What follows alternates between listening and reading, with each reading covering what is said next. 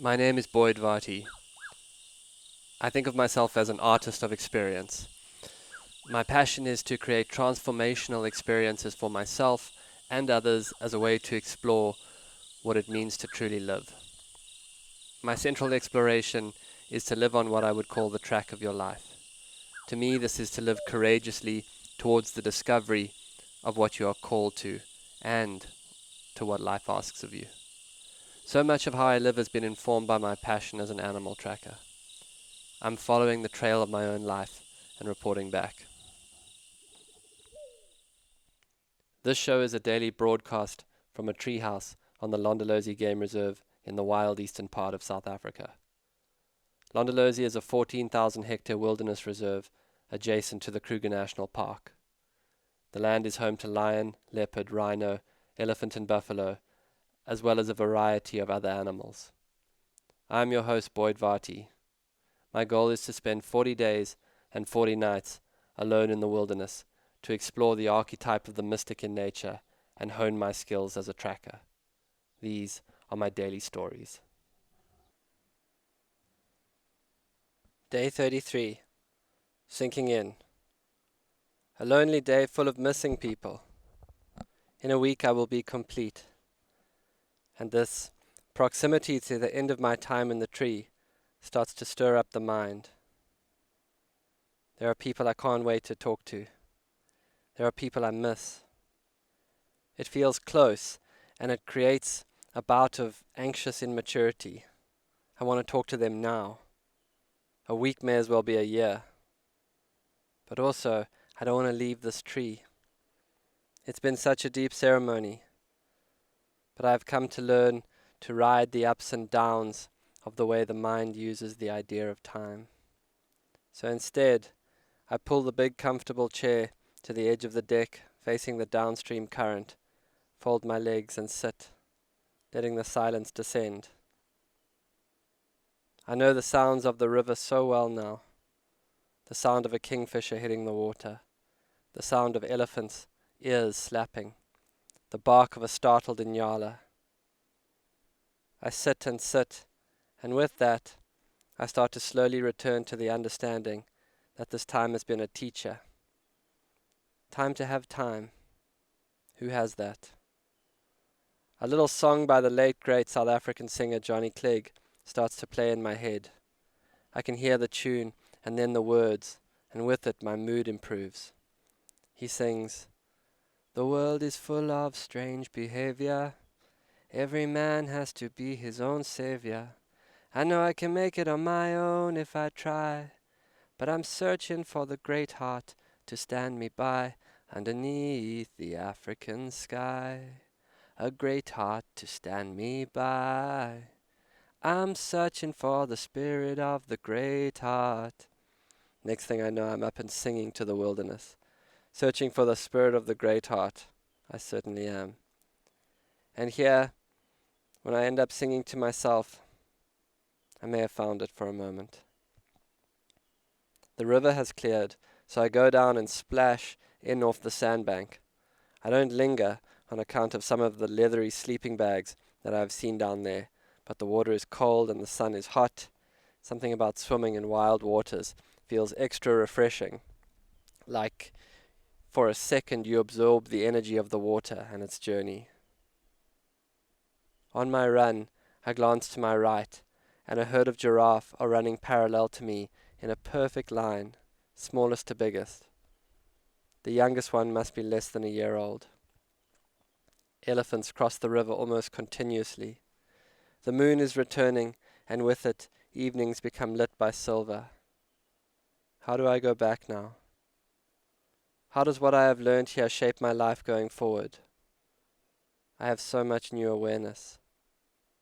Some don'ts and do's, or do's and don'ts. I don't want to travel so much alone. I don't want to live on planes. I don't want to always be arriving or leaving somewhere. I'm learning to sink in. The tree is teaching me how to put down a root into myself and to a place. This is a lot of what I wanted to learn. I do want to connect people with this. I do want to live with this mind.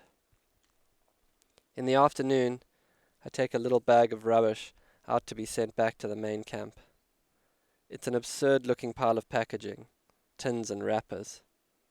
Packaging comes from the necessity to store and sell food. It was the Egyptians who first put food under lock and key.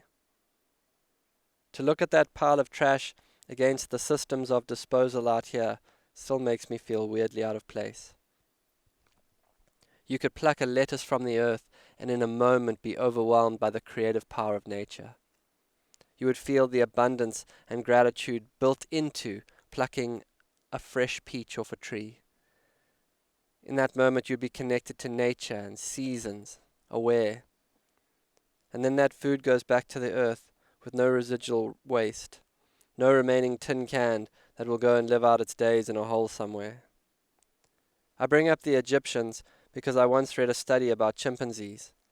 The chimps would get given a daily pile of food, and the food would be shared and distributed in a fairly orderly fashion with a bit of hierarchy. They then removed the food and introduced tokens, which could be traded for food. And all hell broke loose. The chimps went into a crazy state of scarcity. They hoarded tokens. There was prostitution. There was threats and murder. At the most basic psychological level, you take away primary access to food from gathering in the woods or your own cultivation, and you change everything. Gotta put food on the table, so you sell your time. It's the foundations of a system. Gandhi was a huge believer in the village because he understood that in shared production of food in small groups, you could produce enough that you could be free of colonial rule at a fundamental level of survival. In terms of one thing that could have a massive effect, accelerating a transformation in consciousness, I don't think small food gardens can be underestimated. And when you start to see how much abundance can come from a few square feet, it really does blow your mind. And surely as markets continue to globalize in a world of radically accelerating uncertainty, where someone eating a bat on one side of the world can result in the evaporation of your business thousands of miles away, you couldn't do better than a back-to-basics insurance plan that focused on small, decentralized communities built around shared permaculture. It hits a lot of markers. Common cause, shared endeavor, health, community, security, connection to nature, right there.